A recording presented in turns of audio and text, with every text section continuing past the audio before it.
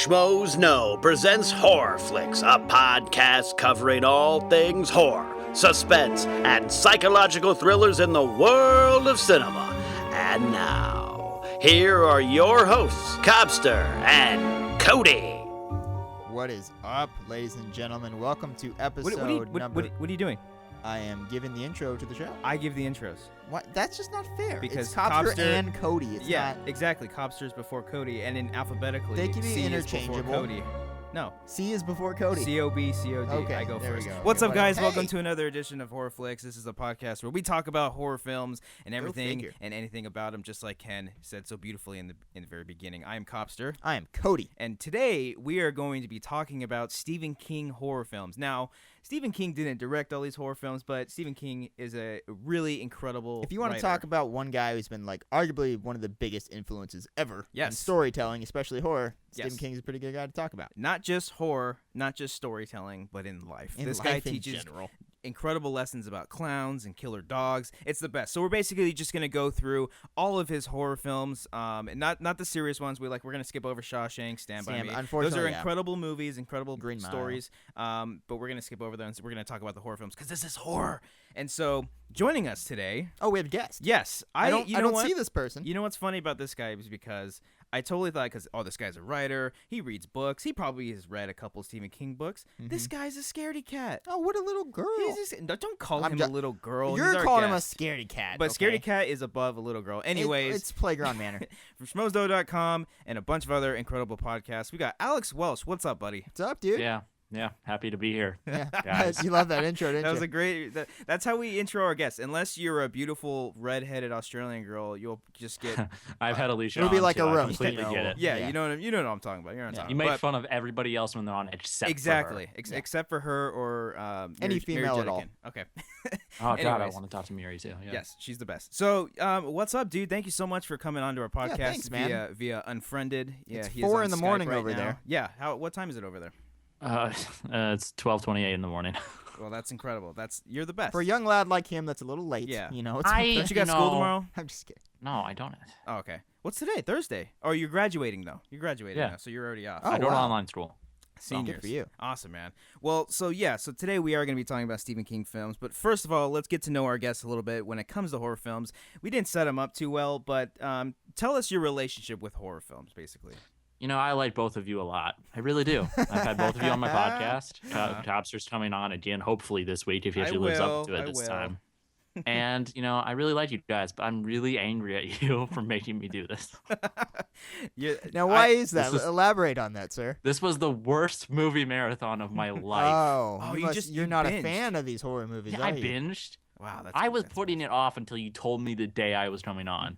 But I Oh, was like, boy. you asked me like 3 weeks ago to come on. I was like, yeah, sure. But what? And then like, Go ahead. Keep going. Sorry. and then like this week, I was like, okay, he finally told me I'm coming on Thursday. Mhm. All right, I just have to watch him now. Okay. Yeah. Well, tell us though. Why aren't you a big horror fan? Okay, are there any genres of movies that you guys just don't like? Like, are you big animated movies fans? Are you? I'm not a big like, musical guy. You're not a big musical guy. Yeah. I'm Do you not appreciate what they are though? I respect the hell out of Like, them. you understand They're how difficult to the do. craft of them Yeah, and why yeah. people can like them. Yeah, Yeah, I would absolutely. say that too. Musicals are not. I'm not a big fan. Westerns are Yeah, the I same love thing. musicals. I I'm love not a big westerns. fan of westerns either.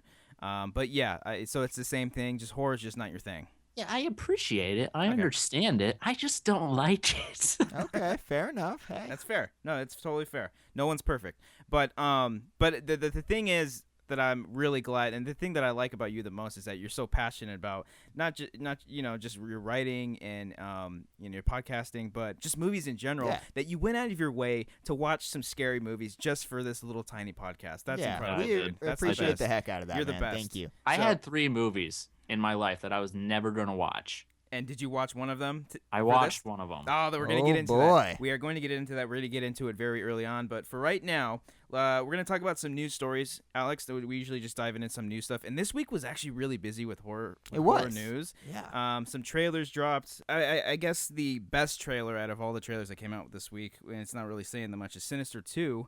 Yeah. What'd you think of the first movie?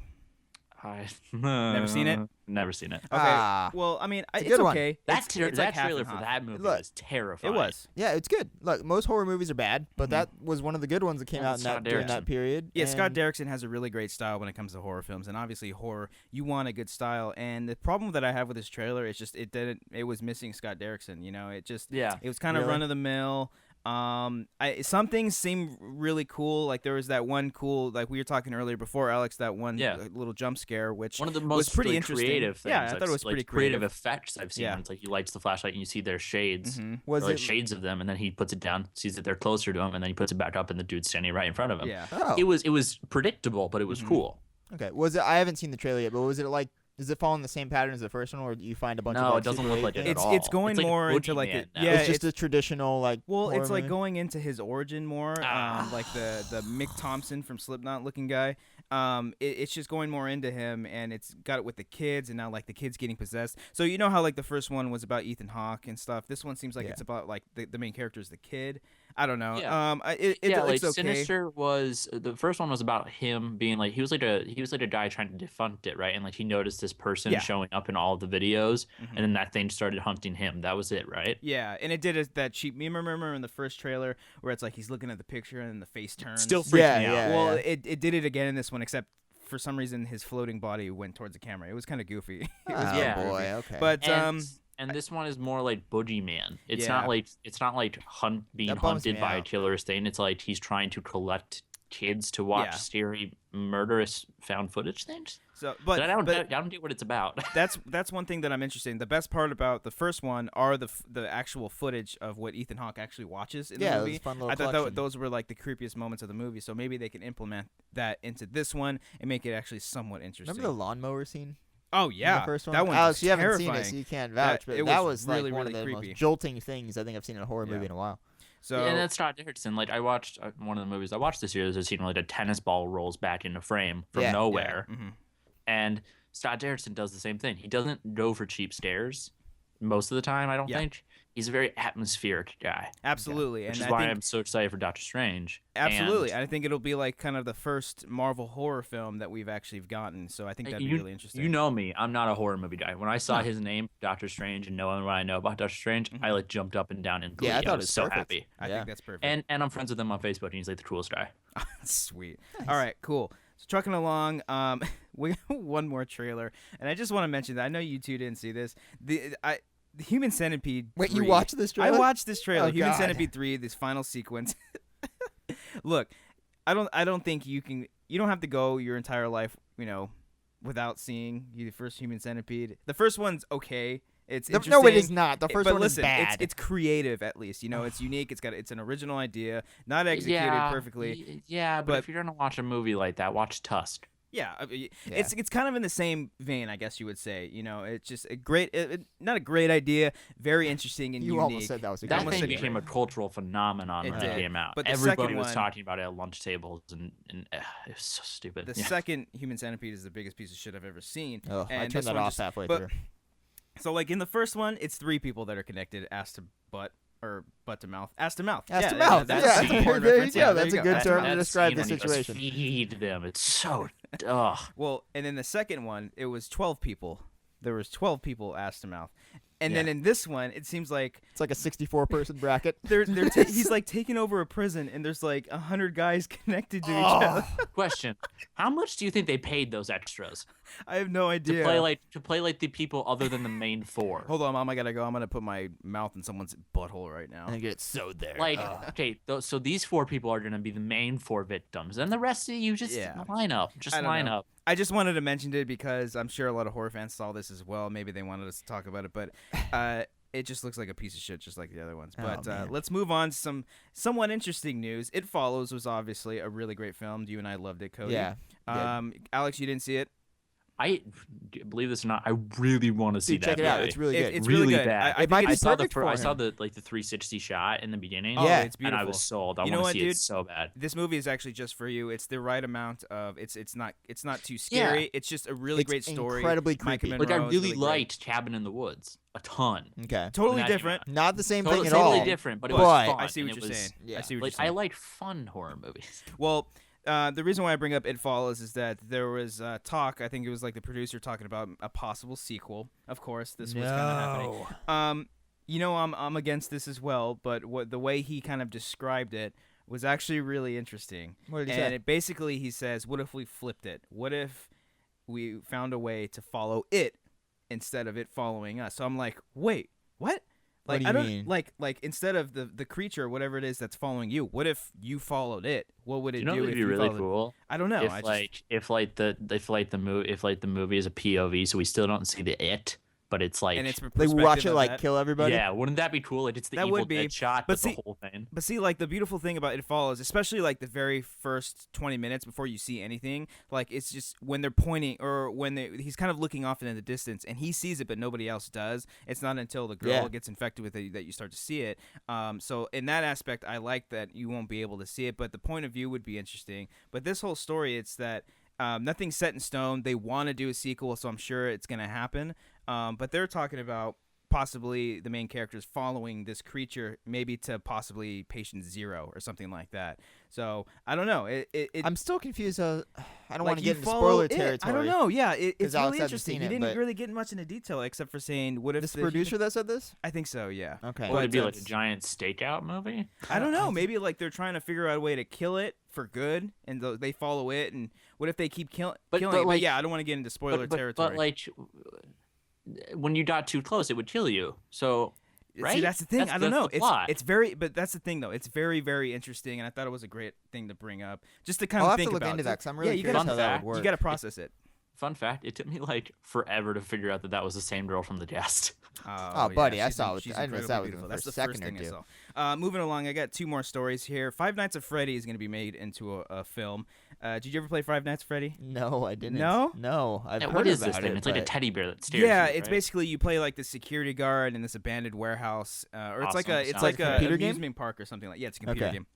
And your basic survival thing is just to survive during the night, and it is pretty creepy. So it's the new Slender Man. Essentially, yeah, it's in the same vein as a Slender Man. Obviously, a different story, but it's really you're just staying there and you're watching like security cameras and you're trying to survive from this possessed teddy. It Okay. could be fun. I mean, So obviously, it's like video game. Unfriended, but Yeah, security cameras, something the like that. bear. It could be good. Video game movies don't really translate too well, but this is technically like the first. I mean, except for the Marvel Hornets Slender movie that's gonna be coming out, which I did see the trailer, by the way. Didn't look good. Eh, did it's it? okay. Yeah. This could be like the very first horror video game that actually works, just because it's from a PC. It's like a survival horror. I don't know. It could be interesting. I don't know. Assassin's Creed, sir. Assassin's Creed. I'm hoping for that one. And then the final story is that the Goosebumps writers are going to be writing the Gremlins remake. Yeah, I heard about that. Mm-hmm. Is that? I This is what I don't. Okay, I got to go into this. The way screenwriters are hired now, it seems like it just seems like they're just latching on to whatever's like hot at the moment. Yeah, like coming from regardless of whether or not the movie is good or not, right. they'll just hire Yeah. who was already hired. You know That's what I mean? true. There's not a lot of good writers out there. There are, but they're not being employed. That's what I'm saying. Oh, Like, gotcha. Yeah, there are. It seems you like- can find them in the Sundance lineups. Exactly. Yeah, and so I'm curious about it. It seems like this type of thing always happens. Maybe it means Goosebumps is good, but Hopefully, because I I'm really take looking it forward. back. I'm really looking forward to Goosebumps. I think it looks great. yeah, I take it back. You find them on the blacklist. That's where you find the dirty yeah, writers. great ones there. Yeah. But I don't think Gremlins should be remade in general. That's one of my all times. I really Yeah, I love that don't- movie. Really? I do because it's like the practical effects in it, and it's a great blend of horror and comedy. Yes, and we're I going don't to talk see that about a movie later working- that I thought could have benefited from more practical effects. Oh, I know exactly where you're going I don't with see that working in today's time. In it, that was like No, seemed like it it's- was perfect for that time. No, it's not gonna work. It's just going to be all CGI. It's the Yeah. same reason the Goonies couldn't work now. Yeah, Yeah. exactly. It's just a timely thing. And Actually, I saw Gremlins in 6th grade when my teacher showed it for the Christmas movie. oh, it's the best. Phoebe Cates is beautiful in that movie. It terrified me. The scene in the tree terrified me. Oh yeah. And I've always been afraid to lean into a Christmas tree now. I've always been afraid of chimneys now because of that movie. Actually, I just remembered one more story. Ryan Gosling is being rumored to be in yes. Guillermo del Toro's Haunted Mansion. This is awesome. This is Makes really, sense. really I cool. love Ryan Gosling. I knew- love him. I don't think this is Yes. for sure yet. I don't know if it's confirmed, but Look, I knew this this is was a going to story. happen. There were pics By that the way, came out. I didn't read the story, but it said Ryan Dawson / Ryan Gosling. Is he playing two people? That'd be There are interesting. 2 Ryan Goslings. I No. mean, it's that's a One lot of talks, one doesn't. a lot of girls would be wetting their pants over that. I knew this was Can going we to talk happen. about though, man. Crimson There Peak was for a second? What do you want to talk about? Well, yeah, Crimson let's Peak? talk- Shit on the story. Go ahead. That will be the one movie this year that the one horror movie ever that I go out to the theaters to see. Oh, that's good. I That's am good. At so least it's excited getting for you that movie. I'm optimistic about it. I'm just but I'm at the same time a little iffy about it. But I still want to see it. But yeah, I think I don't know much about how much he's gonna be. I don't know. Del Toro's gonna be adapting it from Haunted This movie's been in Mansion. development for at least 5 years Yeah, now. I It's mean, not going Del to come out Toro's- anytime soon. Del Toro's but always if kind they of keep in on between. it, yeah. Yeah, but if you guys know anything about Ryan Gosling, it kind of is a perfect match with Lost River dropping today on VOD, which I can't wait to It check dropped out. today. Yeah. Yeah. I'm Okay, gonna watch maybe I gotta I'm check gonna it watch out. Is it a horror film? Yeah, it's like a dark fairy tale is how Okay. he's described it. But there's a scene in the trailer, spoilers I guess, where Christina Hendricks literally peels off the skin on her face. I like that. And also he released an album from a band called Dead Man's Bones like in 2008, and it's like it's creepy. Interesting. It's like and so this kind of is perfect. It's like the perfect team up. All right, cool. All right, Cool. so that wraps up the news. I know we went a little long there, but that's okay because it's all about horror films. So let's get into it, man. We're gonna be pretty much just going down the line of all of Stephen King's Mr. King. adapted films. Talk about them. Because I'm probably the only one that has actually read some of his books. I'll compare and contrast. I've do read whatever. passages. Okay, that's I've read something. words, That's chapters. something. So we're gonna, Alex, the way this is gonna work, we'll just start from the very beginning of his stuff. We'll read out some of the comments that people have Facebooked us and tweeted us. Which, by the way, thank you guys. You guys are the Yes, greatest. thank you. Mm-hmm. And let's get into it. So let's start all the way back in the 70s. In 1976, we've got Carrie. This is Nice. obviously Stephen King's very first book that he ever wrote. You dropped your mic, or you didn't drop your mic. You dropped your headphones. This is the very first book that King ever wrote, and it's the very first Stephen King movie that was ever adapted. Thoughts? I love Carrie. I love Carrie too. I It's a saw that one classic. at a very young age, and I Yeah. was terrified, dude. Yeah. The very last shot of it when she just reaches her hand out of the grave or Yeah, whatever. I it's was like, creepy. it still gets Yeah. me, man. I love What that about you, movie. Alex? Have you seen it? I saw it a long time ago. It's great. Okay, cool. It's one of the most underrated horror movies, and it's De Palma, right? De Palma did it. Brian De Palma. You guys know that last shot where she like puts her hand out? Yeah. De Palma shot it backwards and then Yeah, he put did. it in- Yeah. Yeah, so it's like a dream-like sequence. And Sissy Spacek is so good. Yeah, and that's kind of the beautiful thing. And the thing about like the remake that kind of took away the essence of Carrie is that Chloe Grace Moretz, she just wasn't as creepy as Sissy Spacek. The remake was so And, good. and it's just some things are meant to stay Yeah. in the decade they came out in. Yeah, it's like we were talking about earlier about Gremlins and Goonies.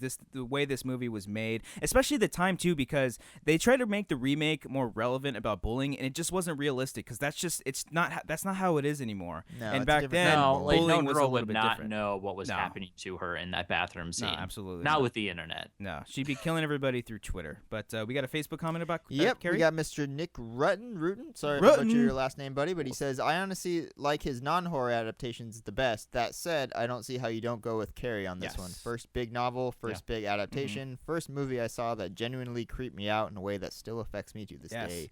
Right there with you, Nick. Because we were talking Yeah. about earlier about no. I was on Periscope and someone brought up Rosemary's Baby and how it was really slow.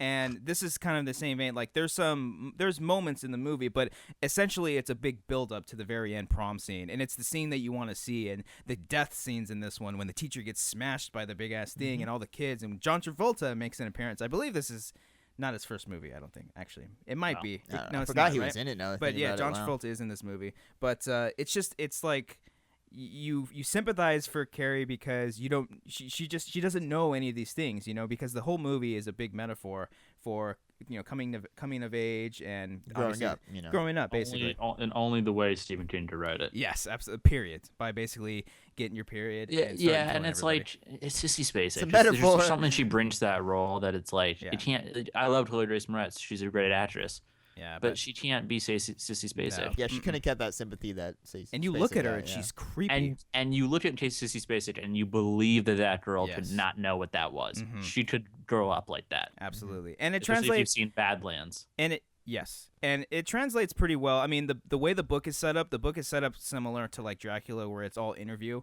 It's basically all the characters are being interviewed about this one incident, and then you're kind of learning about her. But some of the stories, some of the little pieces are brought back to the actual movie. But overall, the movie is really, really well done. Fun story, actually, because this is Stephen King's very first book. He actually threw this book away because he thought it was trash. His wife picked it up out of the garbage and said, "Nope, you got to finish this." He finished it. It got published, and it's a really great story. Wow, I had no He's idea. done that a lot with some of his most I'm sure he well-known has. stuff. Yeah. That's just what writers There's do. another one on this list that I watched, unfortunately, that he also threw away. All right. Well, hopefully this is the next one. But moving on to 1980, 4 years after Carrie, comes one of the greatest horror films of all time. Maybe not so not as traditional to the, or maybe not as traditional to the original source material. I'll say is The Shining, directed by Stanley Kubrick. This is the second Stephen King horror film that came out that we're gonna be talking about. Yeah, I mean, we've talked about The Shining a lot here, you and me, Cody. So maybe we don't have to say that much. We know how incredible it is. It's incredible. We've talked about it before on the show. But, Alex, what do you think about it, buddy? Yeah, there's a particular person here who just watched it for the very first time. Yesterday. And your overall thoughts? This was the one movie out of my three where I was like, I don't want to ever watch that movie. Really? I'm not a big Kubrick guy. It's the same thing. I appreciate his craft, but I'm just not a big Kubrick guy. I know the movie's great. One of my good friends, George Martin, is like his second favorite movie of all time. Yeah, we should have had George on here. I know he's read a couple of Stephen King books. We'll have books. George on here. He's a Stephen King nut. Yes. And then you asked me to come on for Stephen King, and I was like, we can't talk about Stephen King movies without talking about The Shining. Absolutely not. People will yell at me. Give us your what's your overall take on the whole film? It's the closest horror movie I've ever come to loving. Nice. Right. It's brilliant from beginning to end. There's nothing like it. I would say it's the greatest horror movie ever made. And That's fair. and most people say, well, how can you say that? I've seen a lot more horror movies than people realize. Yeah. I mean, we were giving you crap, but you've seen a good amount. No, I mean, I've seen. And even if you're not a big horror fan, that's not even a big deal, you know. If you see one, Yeah. you know, I've seen like two westerns. Like I think Tombstone's the greatest western of all time. That's only because that's like one of the very few that I've ever seen. So Unforgiven's pretty great too. But still, it's like it's that perspective. I mean, it doesn't matter if you've seen all of them because I certainly haven't seen every single horror film. Yeah, and that's okay. And The Shining is a perfect example. And to put something like that on a pedestal, why not do The Shining because of what it did? It not only was pure horrifying, but the shock value of it all as well. We could talk about this movie alone for a whole podcast, 2-3 podcasts. I'm sure. I think eventually we're gonna start doing individual horror films just on their own, just kind of fully analyzed and in depth. So yeah, we'll get to that. But The Shining is absolutely great, and I do love the controversy behind it because King hates this film. That's he the hated best the part whole about process it. about it, and I've actually read the book for this one as well, and the book is way different. It is because there's hedge animals that come to life and actually talk to Jack Torrance. The what do you call it? The cook, the chef. He actually doesn't die in the book. He actually stays alive. They actually wrote a sequel to it, Dr. Sleep. Just like I think last year or 2 years ago. That was the sequel to The Shining. Yeah, really. it was a 2013, sequel. I had no idea that was sequel to The Shining. And it follows Danny as an adult dealing with his shining problems. Wow, I gotta check that out. I had no idea he wrote that. Very interesting. Yeah, I'm pretty sure it's to do with vampires But too. I gotta tip my hat off to you, man, because I know how you feel about horror films, and you actually watched this just for us, so that's pretty special. And man. you ended up liking it. I didn't want to watch it. I really didn't. all Like, right. it's one of Jack Nicholson's best performances, Absolutely. bar none. Even if I do think he overacts, like in one scene. What scene? Oh, please go it's a into tiny detail. moment. It's a tiny moment. Don't say the It's the stairs scene when scene. he's. Can we go into? I'm assuming we can go into specific scenes. This spoilers. one's fine. We'll let you guys know because we are gonna get into some spoilers or some later. Okay, on. so the scene at the 35 bar years ago. for the first time. Oh, it's when he's When first he's- talking to Lloyd? Grady?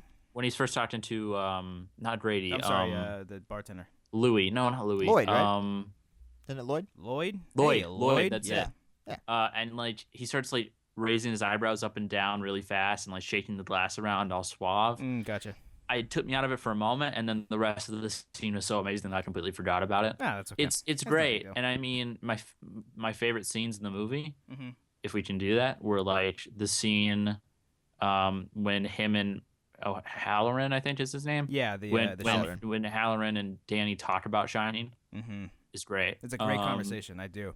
Because it's when you first realize that these dudes can interconnect with each other, and you know when they touch each other or whatever in a non-creepy way. That sounded great. Yeah, Yes. the scene with when Jack talks to Danny on his knee, Yeah. and it's like Channels is so good. One of the my- scene. Go ahead. Sorry. The scene with Grady and Jack in the bathroom. It's the creepiest scene for me in the movie. Yeah, it's when you. Yeah, absolutely. Room When 237. he goes, not Oh room, no, room, the ballroom bathroom.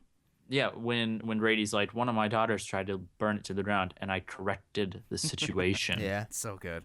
So And then my other favorite scene, and it's also the one that creeps me out the most, is the scene where Grady opens the door. That's to see that Shelley Duvall has locked him in, and then Grady goes, "Some of us don't believe you're willing to do it anymore." It's like so good. It's really good. It's really good. But the Room 237 scene. It is pretty creepy. For the love of God. Yes. That is not the way you want to see a woman naked for the I very feel first so time. bad for Danny, not just because his dad tried to kill him in a frozen maze. That's the first naked woman he's ever seen, man. Yeah. She tried to strangle him. But think I about don't it. necessarily- It sets his expectations low, so when he sees, ugly girls, he's like, oh, it's He's okay. like, It's okay. oh, It's no, fine, okay. It's fine. The red rum scene is Can't get much worse Red than that. rum. One of my favorite scenes is when just Jack is just staring out in the window and he's not moving. Yeah, that's fucking I terrifying. don't know how the hell Jack Nicholson got that look on his face. There is a really great behind-the-scenes video on YouTube of right when Jack is going to break down the door. And because there's a lot of controversy on set, and Shelley Duvall was like really annoying and everything. So Stan Kubrick really wanted her to be terrified and stuff. But before he knocks down the door, you see him with the axe, and he's just jumping up and down. He's pretending to throw the axe. He's like, I fucking hate you. Like, he's just getting into character. It is so insane. Check it out on YouTube. It's Dude, really, really and the way cool. that so we talked about for a moment how Kubrick moved the camera in this movie. Yes. Oh yeah, Like- I love the shots, especially from when he pans from Jack to the door and then back. It's great. Every time he goes through the huge writing room, not even just the tracking shot where Jack follows her and she finds out that he's been crazy for so long. Yeah. And then he goes, "I'm not gonna kill you, Wendy. Let me finish. Yeah, I'm not gonna kill you. that's my favorite line I'm of the gonna film. bash your brains in. I'm gonna bash him right the fuck in. It's a really great Give me the line. bat, Wendy. Give me the bat." It's like flapping his hands at her. Oh my god. Yeah. It's so good. It's such a and good so scene. freaking messed up. It is, and it's very realistic. It's one of my favorite scenes. It's one of my favorite horror films. What do you guys think the ending means? I'm not gonna get into that. You can't get into that right now. We'll save it. We have other. We'll save that. That's for the Shining episode by itself. That'll be the Shining All right, episode. We have- I'll we have more text you movies my to get theory in when here. you do that. Oh, text me your theory. We're gonna move along. We're gonna obviously we're not gonna go through every single one, just the ones that stick out. Cujo is another one that I think is a really great film. I think did some people bring up Cujo? Check that out. Yeah, I mean it's a very simple plot. Have you seen this one, Alex? I've seen parts of it on table. Parts of it, yeah. It's usually I on know there. the story, so Yeah, I mean, dog gets bitten by a rabid bat and wants to kill a mom and his son. It's just very isolated. It's almost like, I don't know, I guess you would say like Alien, just for a dog being outside the whole time. But it's creepy. It's like you would think like just get out and run or get the keys. Obviously little things happen here or there that could probably piss people off.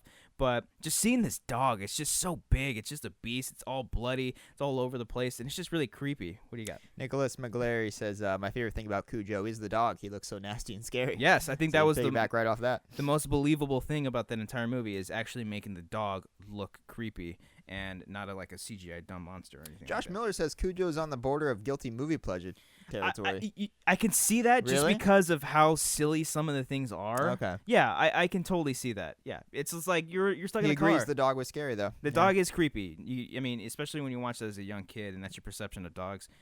Yikes. Let's go on. Dead Zone isn't really a horror film, but it's David Cronenberg, one of the greatest directors of all time. I actually haven't seen Christine. Have you seen Christine? No, I haven't. I have not. I've never seen Christine. Children of the Corn is. Nice. I've seen parts of you've Christine, seen- by the way. You have seen it? Parts. Yeah. I know the entire story. I read parts. I read it for in English. Oh, okay. I didn't read all of it, but I read like excerpts from it Right. for an English class one year, and it's It's written scarier than the movie is. Oh, gotcha. Okay. But yeah, let's go on to Children of the Corn. Woo! You've seen Children Haven't of the seen Corn, it. right? Saw it a Okay, long yeah, time ago. Yes. Have not visited since. I just watched it scared the hell out of like me. a month ago or something like that. Just I mean, the it title. doesn't really hold up as well. Actually, what's her name? Sarah Connor's in it. Linda Hamilton. Yeah, Really? she's in it. I mean, it's a great premise. Obviously, King's mind-twisting cult kids premise. But I don't know. It's okay. Dylan Esposito says, I remember seeing the original Children of the Corn when I was little, and it's scaring the hell out of me since I live in Texas, where wheat fields, which look a lot like cornfields, That could be are creepy. prominent. Yes. I definitely. Sorry I would about say. that, I would Dylan. say like the main kids that are the cult. The culties, I guess. They are Culties? very. Is that what yeah. you call them? I don't the know. culties? Oh, the cultists, whatever. Cult. I mean, but cults do freak me Culters. out. And I don't know. The movie is just okay to me. It's fine. It's I remember really liking it. Let's go. Have you ever seen Silver Bullet? No. With Gary Busey. I wish I had Ken brought that up tonight when I left Chili's, though. Did he really? Yeah, I told him we're doing our Stephen King. I think it was Ken. He was like, hey, Silver Bullet or something like that. I love Silver Bullet. I've heard it's awesome. It is really cool. It's Gary Busey, Corey Haim, one of the Coreys. I'm pretty sure it's one of the Corey. No, look it up real quick. I'm pretty sure it's one of the Coreys.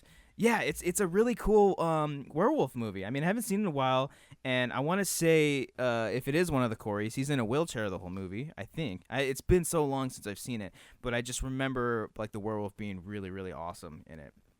And if Ken likes Silver Corey Bullet, yes, it was Corey Haim. Yes, one of the Coreys. But yeah, I would say check it out. It's a pretty damn fun horror film for sure. All right, fair enough. We haven't had a good werewolf movie in a long time. Not in a long time. Cursed. Oof. Oh no. Oof. Remember the Wolfman remake? Anyway, go on. So I don't want to get too like off track. Sucks. Go on. The best part of the Wolfman remake was Kate Blanchett's reaction to it at the Oscars. Nicely done. I've never seen Maximum Overdrive. I know some people have brought that up. Yeah. Let's see. I never saw Creepshow. Pet Sematary. I've never seen Pet Sematary. I'm a bad person. Yeah, I'm a bad man. I saw it. You saw it? What'd you think of Pet Sematary? It's creepy as How hell. have you seen Pet Sematary and we haven't? I talked to Mark Ellis about this. He goes, the two that will freak you out the most are The Shining and Pet Sematary. Pet Sematary. I've seen bits and pieces. And he's right. Have you seen the Zelda scene?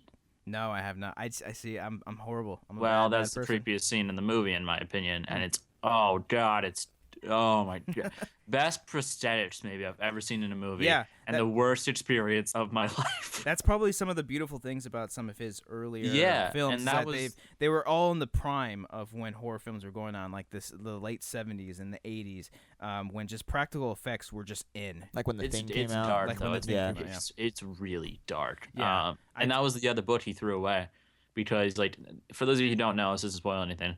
The movie's about a family who moves to a house in Maine, and there's a pet cemetery spelled wrong, like the movie, near the house, and it's built on Indian burial grounds. Yes, sir. And next to it is a really loud highway with like huge semis towing past constantly. Oh yeah, and the kid. And right? Yeah. Yeah, and it was based off real events. Hayden's family moved to to a house like that, and there was a pet cemetery near it, and I'm pretty sure Teen's kid did get hit. I don't know for sure about that. Really? So I have heard something like this. I know he got in an accident too. I think he got in a really bad accident. I'm not sure about his kid though. And he wrote it, and then he threw it away because he thought he had gone too far. Oh, that's the other one. Okay, yeah. And then he had to reach it. He had to meet a contract. He didn't have any other books to write, and that was the only other one he had with his company.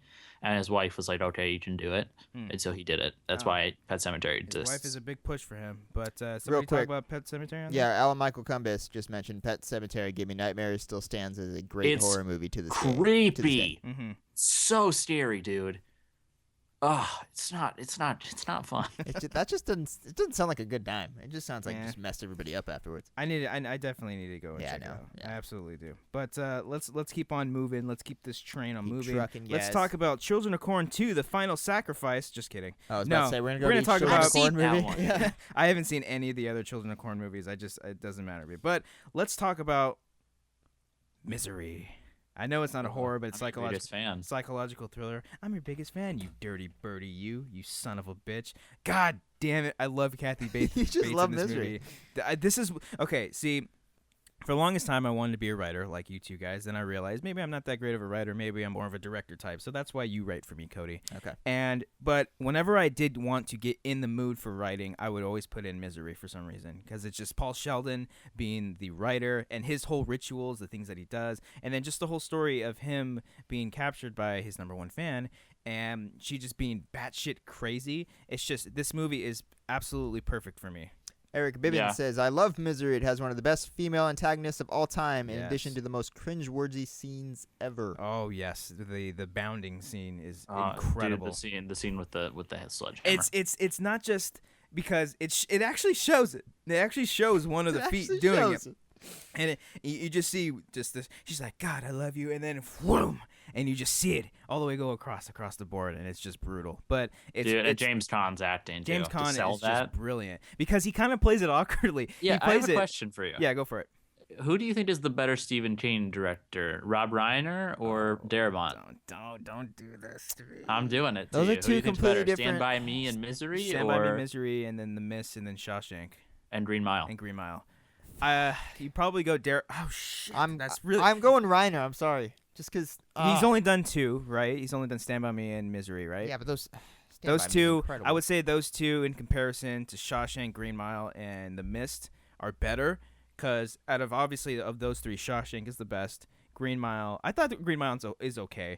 I think the Green Mile is amazing. I actually probably prefer The Mist just because it's more of a horror film than anything. We'll get into that later. Yes, we will. But Rob Reiner. That's a great question. Good one. I'd go Darabont. You go Darabont. That's interesting. I think that the Green Mile and Shawshank should blow out most movies on a list. Shawshank for sure, because Shawshank is absolutely. If you haven't seen the Green Mile in a long time, you need to go I watched it recently, and I think it's just okay. But let's see. Let me read some Twitter ones. Well, I think one movie you really love is okay. So. Okay, well, we're gonna talk about Young Man. You got to finish your homework first. On Twitter @RealRaptorTV says Misery. Kathy Bates' portrayal of Annie's increasingly mental deterioration.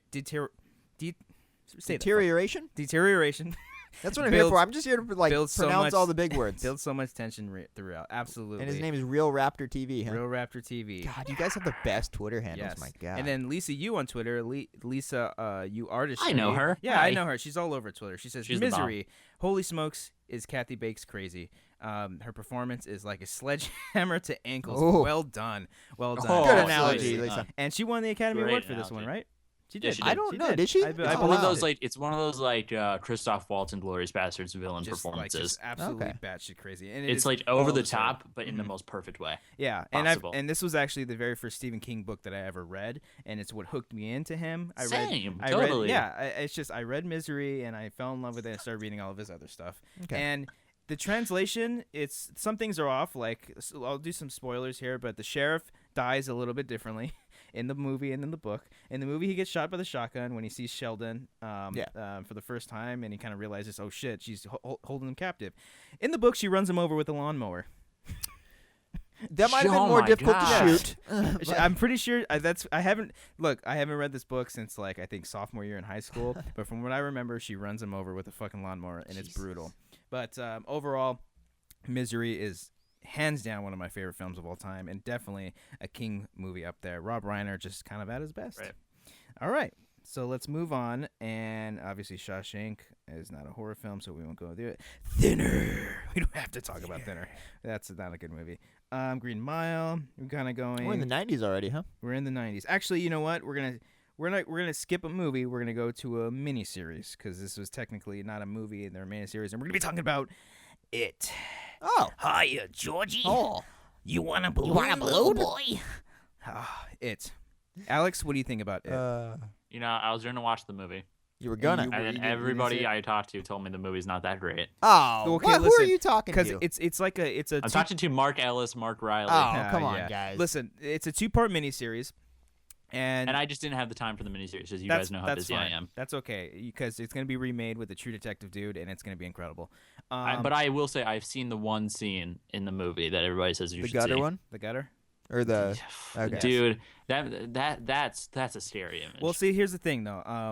The first part, like I said before, of the miniseries is incredible. When they're focusing on the kids, it's the best because I think Stephen King, as much as he likes to torture his characters, he is the best when it comes to kids because it's just Danny. That's all I have to say. Danny, the kids in this one, the kids in another one, I can't think of the kids in the Children of the Corn. There you go, yeah.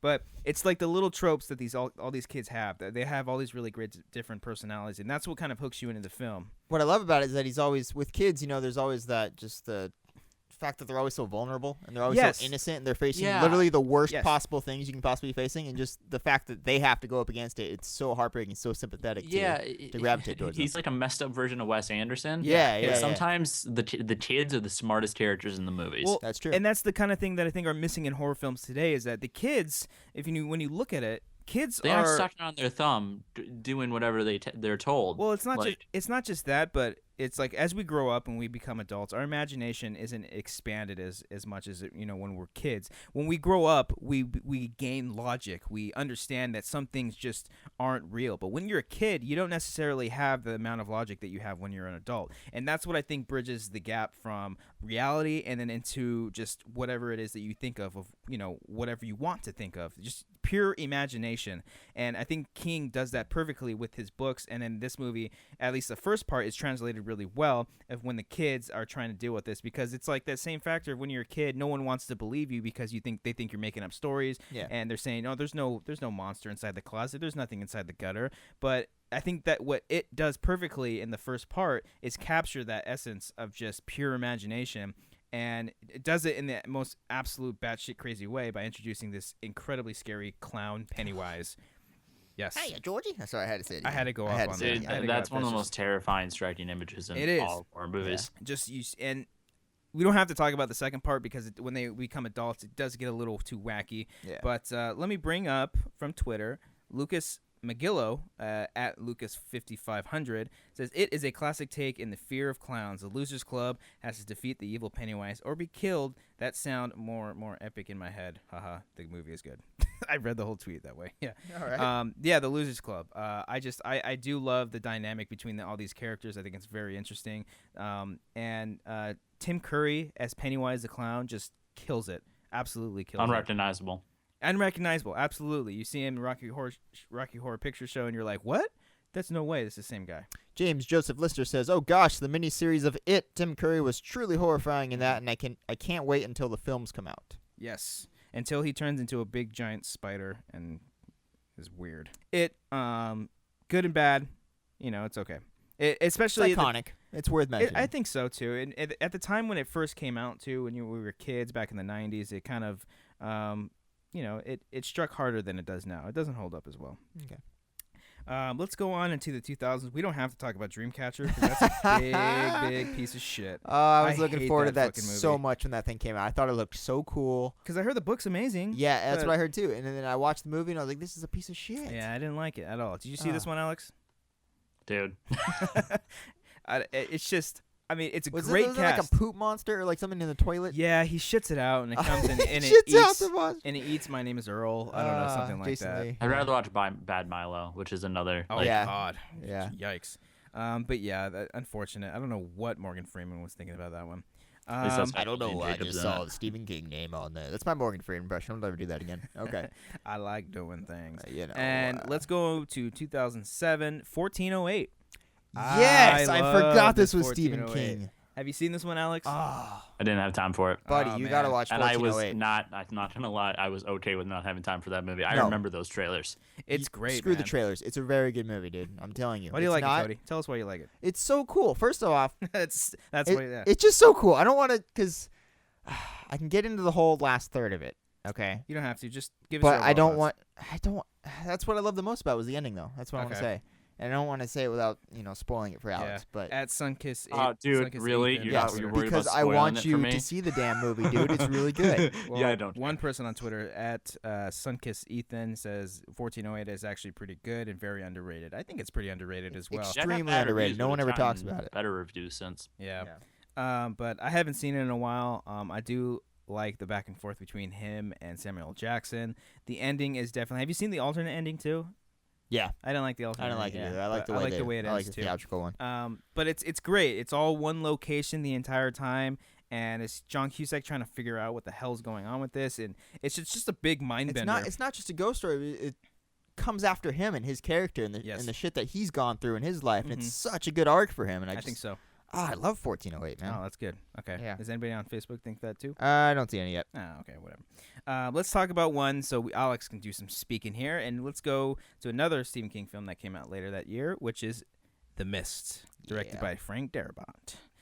Based off the novella with the same name, which I did read as well. Just gonna throw that out there. You actually like to read, don't you? I like to read. I used to, dude. I was in such a huge phase of reading Stephen King's books, and The Mist is a really easy read.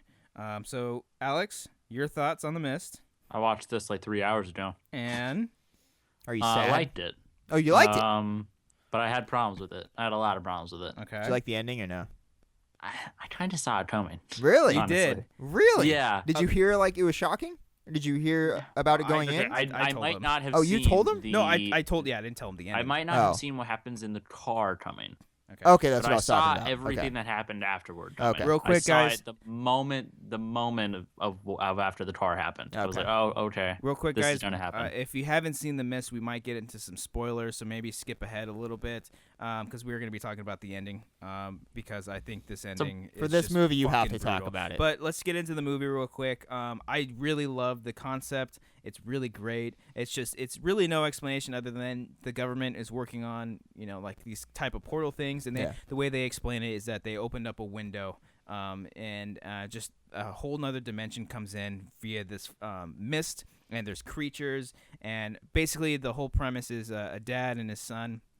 They're stuck in a grocery store with a whole bunch of other people, and I think the beautiful with a whole lot of Walking Dead cast members. Yes, yeah, because I never realized it's that. Frank yeah. Darabont. You got you've got Daryl, Andrea, not Daryl, Dale, and then you have who's the other one? Short hair girl. You have Carol. Carol, yeah. And they're all just stuck in this grocery store. By the way, that last shot pissed me off. Yes, I loved it. We'll get into that in a second. I think the great thing about this movie is how self-contained it is, because it's like this huge epic plot of all these crazy and big monsters outside, when really the more main sensible version of Cujo. It really is. Yeah, it's almost like Cujo flipped inside out almost, because you really focus in on all these characters, and they're obviously not handling the situation really well, and it almost turns into like a mini cult film at the same time, because I forget the actress's name who plays the leader of this like cult, but I forgot it's like Marsha Gray. I think that sounds like a porn star. She is really I'll look it up really incredible in this film, and I love her to like when Andrea's like, maybe you can just use a friend, and then she's like, yeah, maybe I'll go and shit one out. Also, like, I hate so that good. they didn't explain why that thing didn't attack her. What thing? It's just I didn't mind it. I didn't mind it. Yeah, it's just. But I was kind of one of hoping those there'd be things. some sort of explanation where like that scene when they're having the face off. Yeah. I was hoping he'd be like, okay, if you're not gonna die, go out there, and then Right. she would die. Mm-hmm. I was hoping it was just a fluke instead of her getting shot by Toby Jones. Yeah. I mean, well, there's a whole lot of ambiguity with this film, because you don't really get to see a lot of the monsters a lot of the time, at least the bigger ones, which is something that I really appreciated about it. Well, that's probably a good thing considering the effects that we did see. Yeah, the special effects aren't great in this movie. aren't. They They're really not, but that's okay. No, did you guys see the Spy Kids movies? Yes. Yeah, they looked like they came out Okay. of Spy Kids. Oh, I was about to say, how are you going to segue these two together? I was There like, was okay. almost I will say this. I liked it. And I texted Cobbster halfway through, and I was like, it seems like a whole hell of a lot of campy fun. Mm-hmm. And I was watching this movie, I was like, if I didn't know Frank Darabont had directed this, I would have thought it was a Robert Rodriguez movie. Oh my God! How dare you? Really? I'm serious. That's an insult. Really? No, it's not. I Robert think it's Rodriguez that could bad. be I haven't good. seen it. Okay, to be fair, I haven't seen it in a From while. Del Still Dawn? Like, Rodriguez isn't a bad director. Yeah, whatever. But can I get into like my problems with this movie? No, you can't. No. So go for it. What do you got problems with this movie? What did it do to you? I liked it for the most part. The effects pissed me off. Yeah, They the could've effects- It's a done- low they budget could've movie, done Alex. practical, It's low first of budget. all. It's And very similar. terrible. It's very similar to the Thing prequel, like the same amount of like CGI, and like they very looks like when I compare bad CGI, sometimes like I'll compare the Mist and the Thing, because those two, the way they was shot and everything, they look kind of similar. But luckily there isn't too much of the monsters. Like you get your scenes, like you get the whole spider No, like scene. I liked it when they're covered in the mist. When you see that huge one at the end, that looks so great. cool. So creepy. That looks great. But the freaking tentacle scene. Oh yeah, I stopped watching during the it. first I'm just gonna during wait for the this. Shermanator's death scene. Yeah, Sherman. Oh my Yeah. God, I seen forgot about First that. of all, I had seen that screenshot of him, Oh, of that just getting actor in dragged that away. pose for forever. So I was like, oh, that's what that is. So I know how this season's going to end. I can just text you real quick. I didn't watch it because it was just unwatchable, those effects for me. Yeah. And I'm the kind of guy who doesn't care about effects sometimes. Oh, gotcha. You got anybody on there? But it really got me. And the ending, I liked it. Let's get into. Let's we'll get into the that in ending. a You ready second. for this? Josh Miller says, The Mist with the most jaw-dropping ending ever. Caitlin Carpenter says, Mist was the first horror movie I ever saw, and needless to say, it scared the crap out of me. The ending just felt like such a punch to the gut. It does. Danny Warner, faithful enough and with a ballsy ending. That's what he says. Everyone is talking about this damn ending, dude. I This could not ending- agree more. Look, It's I so ballsy. I love this ending, and the beautiful thing about this ending is that it was not in the original novella. Really? I was going to ask you that. It was written for the movie because the way the novella ends off, they just drive off into the mist, and it's up to you to decide what happens. Okay. That's just the basic thing. So King, they brought this ending to King, and he says like, it's like, fuck, why didn't I think of that? Yeah. He's just like, damn it. It's like, of all the people you would think that would come up with an ending, why didn't I think of that? And so the whole ending is basically they keep him and Darabont are buds though. So. Yeah, of course. I mean, they've been working together for years. And so the ending, obviously, they're driving off in the mist. They're not really finding any salvation. So they have a gun. There's 5 of them in the car, and they only have 4 bullets. So the dad kills his son, kills the girl that he kind of wants to bang because his wife died, and then he kills Dale and then another old lady, and he leaves him out. The way that was shot from outside it was the car awesome. So cool. Awesome. So good. And it's then, just out there. like, here's how I would have liked the ending. Ready? How would you have liked the ending? I would have liked the ending if he had gotten out of the car and been screaming for everybody to come and get it. And you know how like he sort of leans against it and like breathes? Yeah. In like exasperation? I would have liked it if it had cut off there. Oh, that would have been interesting. Yeah. If he just didn't die and he had to live with it, but like there was the mist didn't suddenly go away. And then you see the military coming after. Yeah. That takes away the gut punch, and then you see though. freaking Carol from The Walking Dead smiling smugly with her children. Well, she's not smiling. She's just like, fuck, told you. Okay, she's got a smug look on her face. And then she went on to survive the zombie apocalypse after that. Good for Carol. That makes no sense. Why did they just not attack parents? I don't know. Because they also did because that bud also went over them when they came up to the windshield. No, I mean I think for the ending, I think it was just that wrong place at the wrong. Like you could have just waited one more second. I don't think it was a matter of like not attacking Thomas Jane's character. I think it was just they did that ending just to fucking punch you in the face. Yeah. They really did, and I think it's really effective because there's really no moral standing behind it. It's just pure. Like just I can't think of any other movie movie that's ended Thomas like that. Jane's character is based off of? No. Stephen King? No. Who? Frequent Frank Darabont collaborator Drew Struzan. Really? Is he a illustrator? Sorry. He did Goonies poster, the Star Wars posters, all of them. Gotcha. Got it. The Shawshank poster. That makes sense because at the beginning of the movie you see him. He's painting, and not only is he painting, but they're actually painting of King's books. Yeah, and I recommend this to everybody. Go watch the Netflix documentary Drew, the man behind the poster. Darabont's in it because he loves Drew's work, as everybody does. Nice. And Thomas Jane actually went to Struzan's office for like an hour, and Struzan like taught him how he would use the brush for that opening scene alone. Yeah. And then at the premiere, Thomas Jane was like, "Did I do it right?" And Drew Struzan was like, "No, you didn't at all. You completely forgot everything I taught you." Nice. Well, I gotta go and check that out. But definitely. And Darabont, you know that line where he's like, I don't know, if replaces some Photoshop mess, like 2 big heads. Yeah. Darabont says the exact same thing in the documentary. Oh, does he really? It's totally Frank Darabont talking. Oh, wow. Nice. Well, I wanted to check that one out. And The Mist, obviously, is. I really enjoyed this movie a lot. It's a lot of fun. I will say I did. Like The Shining creeped me out. This movie didn't creep me out. It roasts me out. It's not a scary It roasts horror film. me out. That scene where all the spiders come. Oh yeah. God. Yeah, and his face all bubbly. Oh God. So good. That was worse than the chest bursters and Aliens. I don't know about that. Whoa there, buddy. It was. Okay. But definitely, if you guys haven't out there seen The Mist, that I apologize for ruining the ending. Hopefully you've seen it by now. And don't worry, I'll put some disclaimers at the beginning as well. But that kind of, I liked it. I just had problems with it. No, that's okay. I mean, it's not the most. It's the best Stephen King horror film that's come out in a while, or at least adaptation of something that he's done in a while. Because I didn't like Under the Dome, the TV series, because I could not get into that. The book is so good, and that book. I thought the pilot was so bad. It was really bad, and I don't know. It might be replaced soon though. I just. If they were gonna make that into a series, they should have done it Netflix. They should have, because the book is kind of gory. Anyways, I will say I'm really looking forward to The Stand, the movie. Yeah, you know what? I've been putting off The Stand because I know that there is a miniseries. It's not necessarily horror, but people have considered The Stand his opus, his absolute masterpiece, his Lord of the Rings, if you will. I've been putting it off for such a long time just because I don't know, like. I just need to sit down and finally read it, and then because I know Ron Howard, I think, was supposed to do he was doing Dark Tower. Dark Tower, you're right, and I think Dark Tower was going to be with McConaughey too. I remember hearing about that at one point. I know the facts on this because I've reported on this stuff. Yes, you do. What's the facts? Did you guys see The Fault in Our Stars? Random question for a horror movie Oh, podcast. I'm wait aware. a minute. I do remember this. Okay, keep going. Yes. I know where you're going with this. Josh Boone, the director of that and Stuck in Love, which Stephen King plays a big part in Stuck in Love. He actually makes a phone call scene in that movie.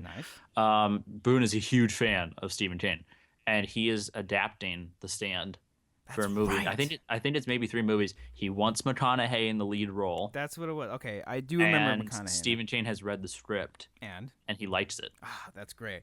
As long as Which they is have rare. someone. I haven't seen The Fault in Our Stars, but I've heard a lot of really great you things haven't seen about it? it. No. It's pretty good. It's the only I'm time a where big we're John talking about it Green on this fan. show. But John it's Green good. is my Stephen King.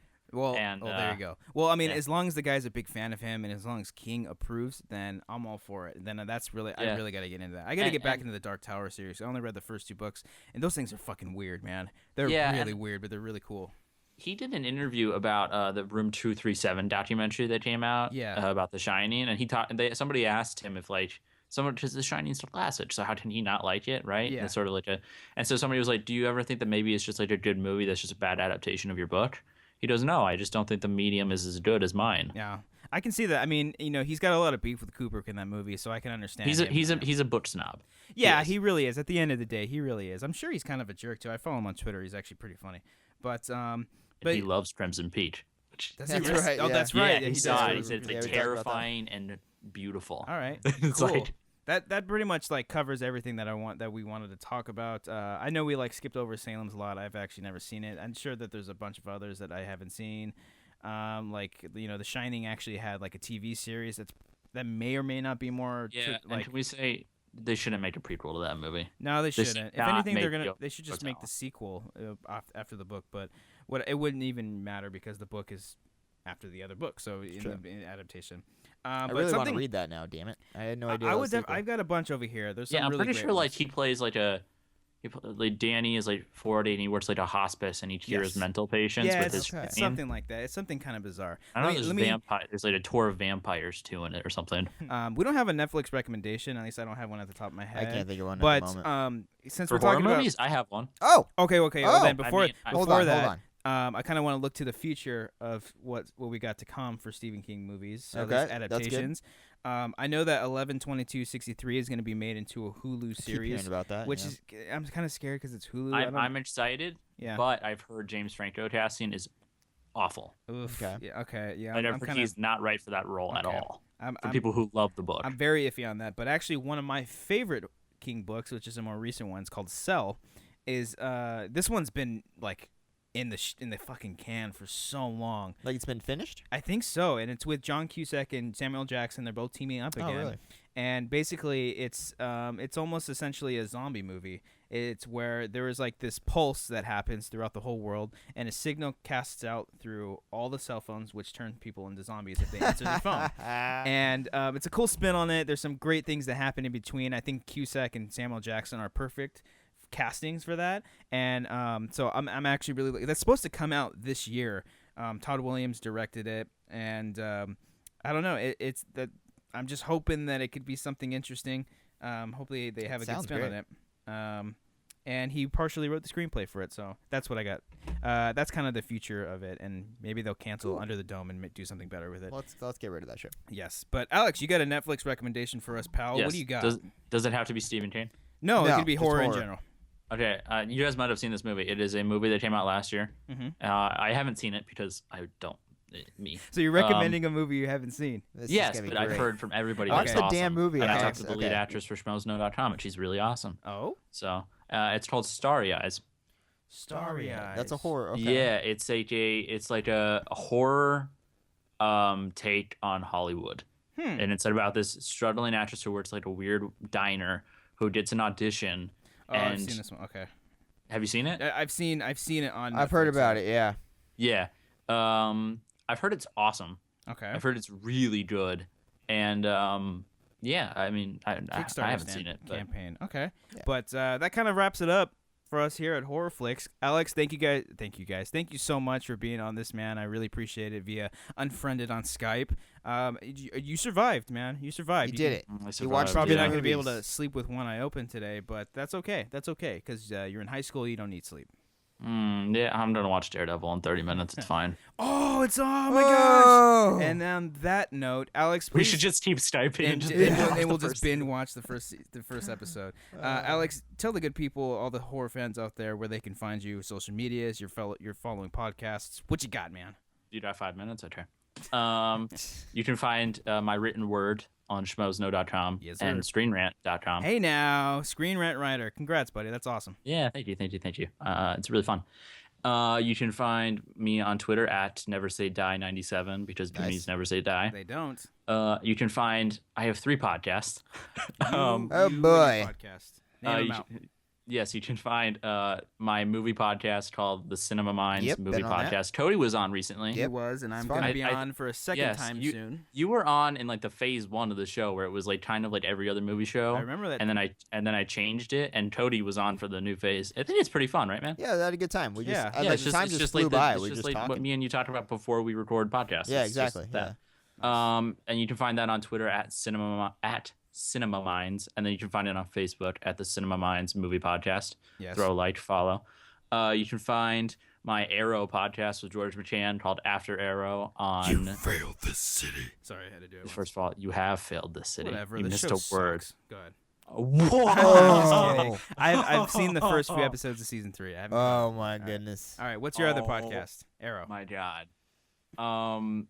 I don't think you can recover after that. Hold on. You got a Game of Thrones one, don't you? Yeah, it's a Game of Thrones. I'll help you out here. A Game of Thrones one that is a new episode is going up tomorrow morning or today, I guess, for me. That show sucks. I'm just kidding. I'm kidding. He's the I'm kidding. Oh, okay. And you can find it's called The Night's Watch again with George McChan. Ken Knapsack has been on a bunch, and he's going to be on again a bunch this season because Ken loves Game of Thrones. I've heard of that guy. Yeah, and he's pretty cool. And you can find that on Facebook at the Night's Watch Podcast, and then you can find it on Twitter at Night's Watch Pod. Nice. So, guys, do us a favor. Check out all of Alex's shows because he's got a lot. And be sure to rate, subscribe, and review on all those. I'm going to go on your Game of Thrones one, too, because I love Game of Thrones as well. And be sure to do all that. Follow him on Twitter, like you said. Cody, where can the good people find you? You can find me at The Real Cody Hall. And you can find me at Cobbster15. And you can subscribe to us on iTunes because that would be the greatest thing in the world. It really would. Remember when we got to 16? Remember how much fun that was? Get us to 15. Get us to 15. Because I'm Cobbster. 14. No, because I'm Cobbster 15, and 15 is my favorite number. I see what you did That's there. why. Okay. And then also, rate, review, do all those things on iTunes. We really appreciate all the support and all you guys watching. Tell your watching. friends. I'm loving that you guys are loving this and tweeting at us and having a conversation about horror films and keeping it alive. Like the best part about this is reading all the comments that people send in. It's the best. Yeah. And then if you're listening on Schmoes No Podcast channel, subscribe to this.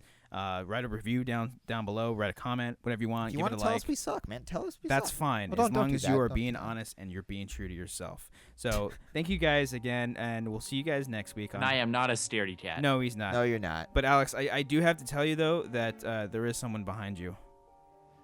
Shut up. Shut up. Hey, Georgie, do you want a balloon? Do you want a balloon? I want a balloon. I'm gonna hit your fucking soul, boy.